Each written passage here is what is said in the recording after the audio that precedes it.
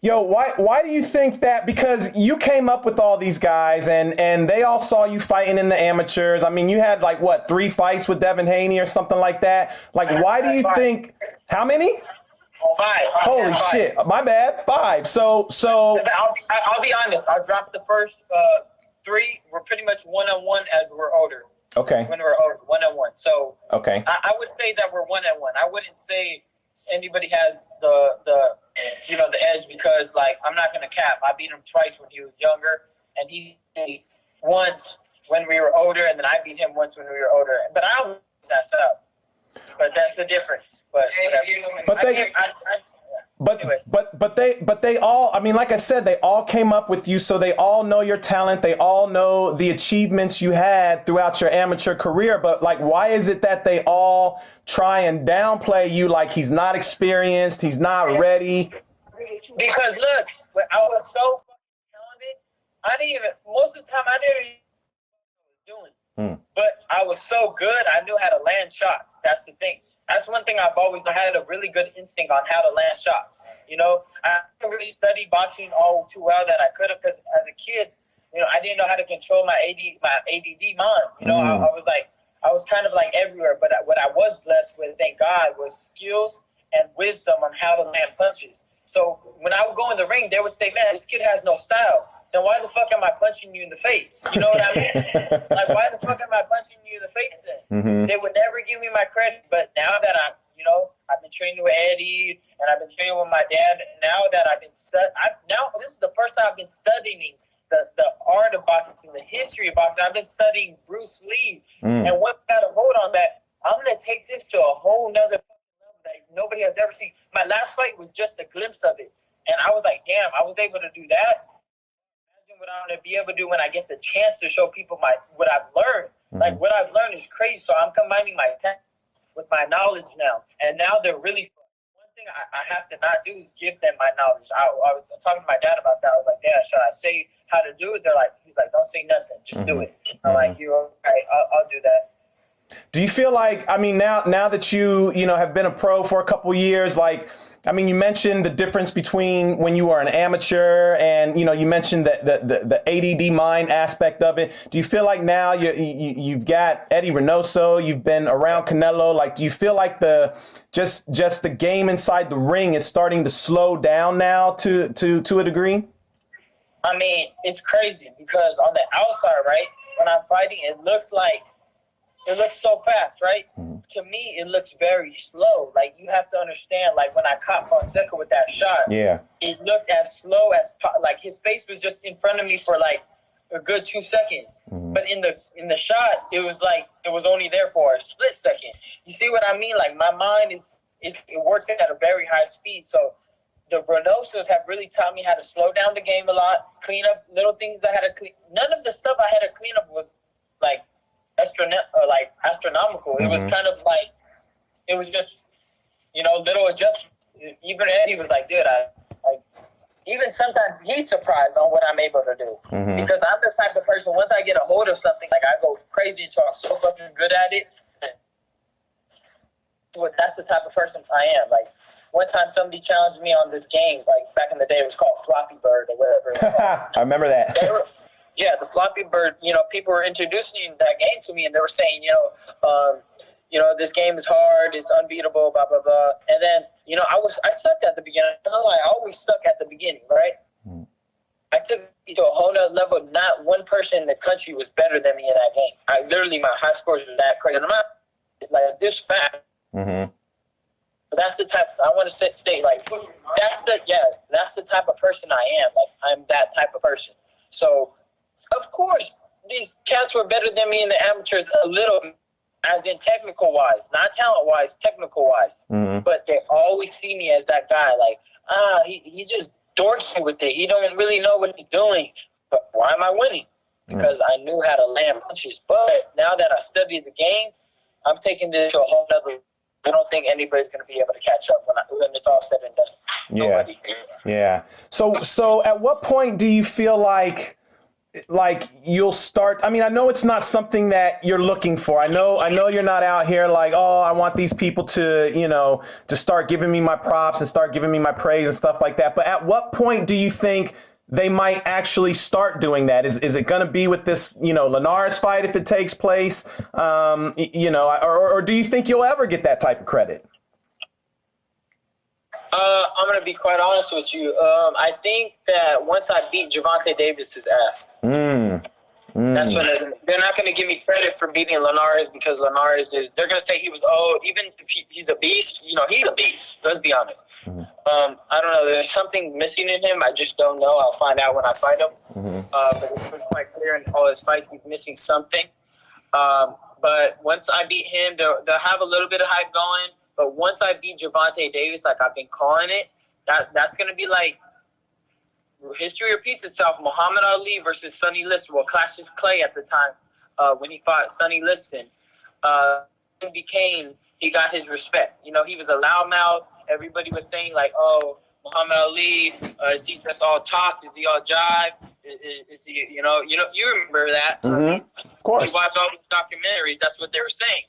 So now they're saying that about me. I'm a fucking beast. But they're saying, is Ryan all talk? Is Ryan all this?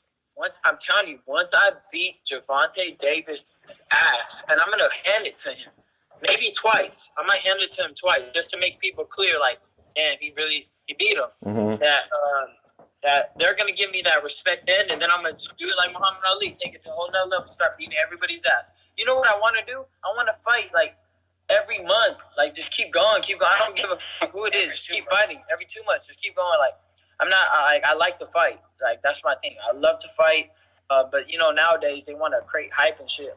I'm it's gonna be hype no matter what. You know what I mean? Yeah. Do you even remember Gervonta Davis from the amateur days? Like was he get? Not at all. Never heard about him. Never even seen him. He looks like one of those kids from the East Coast that were fast as fuck, but always got beat. That's what he looks like. Ask anybody in the amateurs. There was always those kids from the East Coast that were good as fuck, but they would never win because somebody would just beat their ass. So that's what he looks like.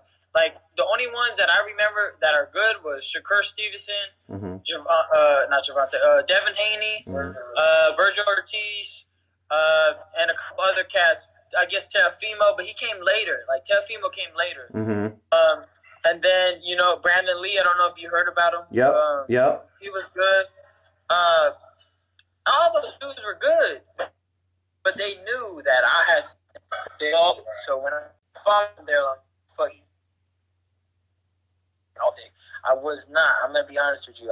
I was just throwing shit. Yeah. Because I knew I could land punches. But now I know what I'm doing, so it's really scary for them. They're gonna know when they're in the ring with me. It's gonna be scary because I want to hurt you. I'm gonna hurt you. Like, you'll see.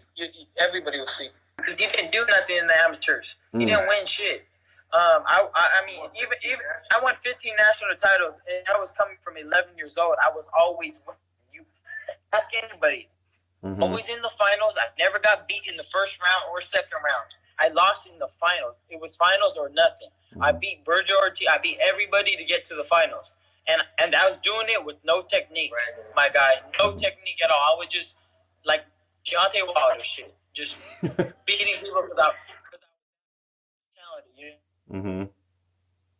Get to the finals, I would get beat by some of the technical guys because, they had talent and they, studied the game.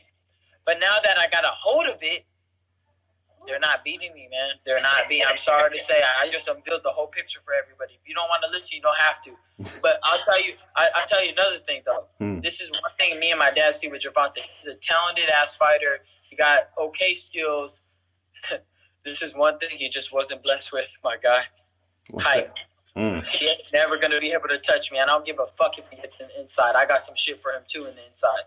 So it's like, he could try to come inside all day long. He's going to take a lot of shit because I'm not the person to miss. You ain't going to make me miss. You ain't going to try to fucking back and hit me like you do. You were getting outboxed by Fonseca. If Fonseca was outboxing you and you had to fucking go after him and hit him in the back of the head like a desperate-ass shot, that's me. If he gets desperate at me, I'm smacking him cold. Sleep. Gone. Down goes Gervonta Davis, and Tank is no more of a Tank. Yo, I heard your dad in the back chiming in every now and then. Oh yeah, there he is. We actually did an interview with him one time, and he talked about that fight. He talked about you and Tank fighting, and just from what I got from it, he kind of talked about the difference in ring IQ and how important that's going to be. Is that kind of what you see in Gervonta Davis? Like the difference between you two guys is the ring intelligence? That's one of the keys. You know, no matter what you talk about all the keys or whatnot, it comes really simple and basic. He's short as fuck and he needs to reach to hit me. Whether you like it or not, whether anybody likes it or not, he's short as fuck and he needs to reach. There's no doubt about that. He won't win the fight if he's trying to back up. How much do you think you've actually shown inside that ring? I mean, I know you mentioned you've got tricks and everything. So how much ability have you even shown? Yeah, I think it's because God don't want people to see it yet. But like, because he needs me to fight Gervonta Davis, and he knows if Gervonta Davis will run away, big time. Like, if he sees all my skills, he'll run away. Like, literally forever, and then my legacy doesn't get to be written.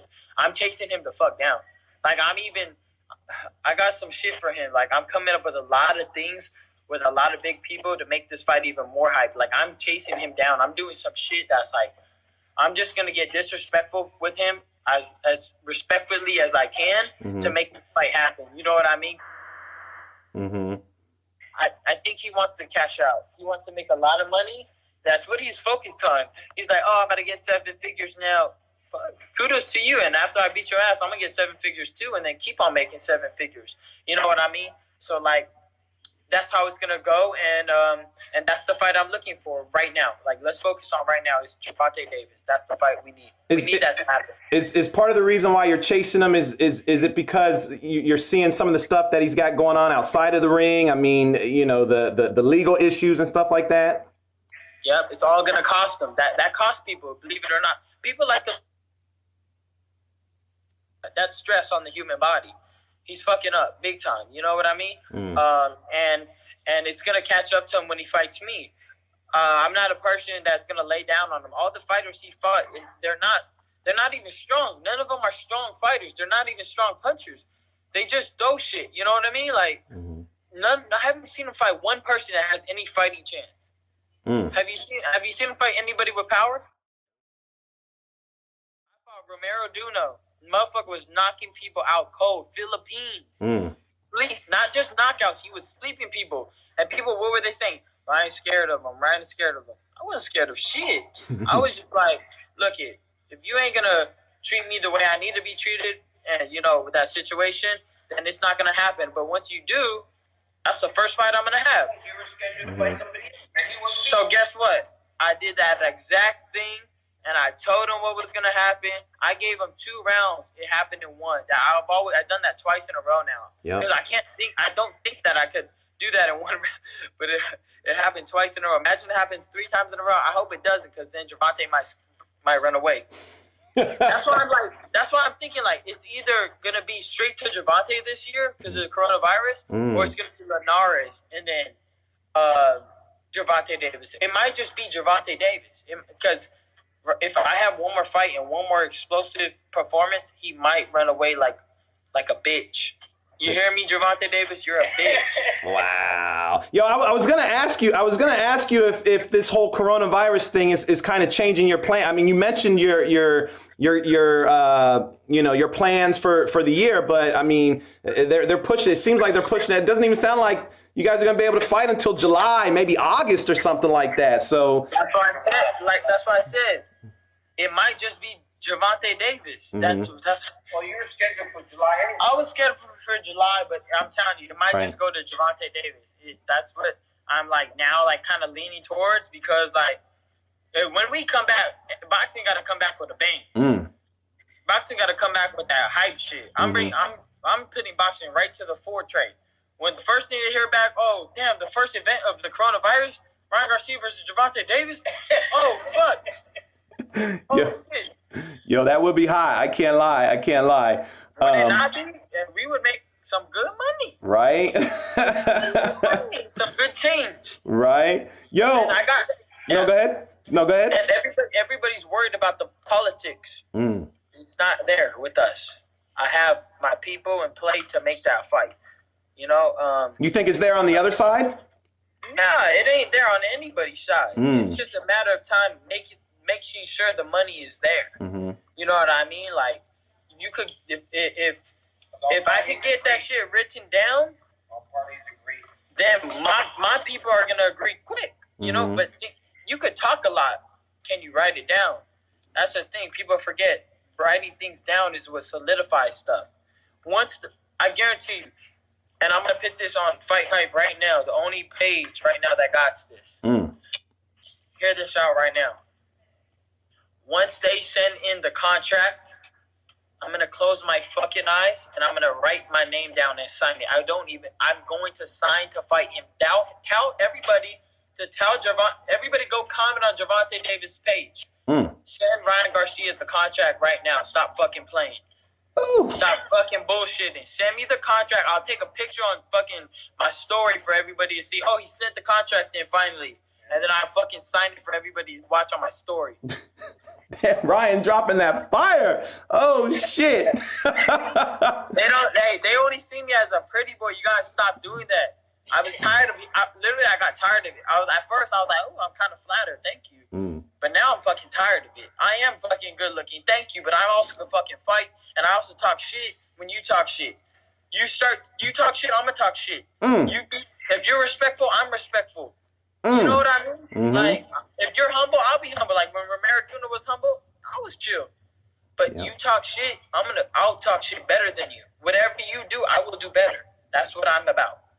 Yo, but here's the thing, and this is what I think is going to be the problem with that fight. I mean, I'm gonna give you real talk just because I've been in this game for a long time.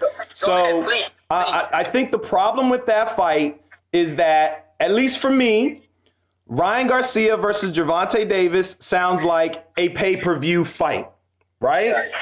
But you fight on DAZN, which we know isn't. I mean, it's sort of pay-per-view because you do got to sign up. To watch fights, but kind of weird, subscription. It's like a reduced rate, right? It's like a reduced rate pay-per-view. It's like $20. If you see a fight you don't want to see this month, it's like $20 or whatever. But to me, that sounds like an $80 pay-per-view fight. So if you got one side who wants it on pay-per-view, but you're on DAZN, like, that's gonna make it hard to get it done. I got something for that, brother. Oh, you got a solution? Okay. Come on, man.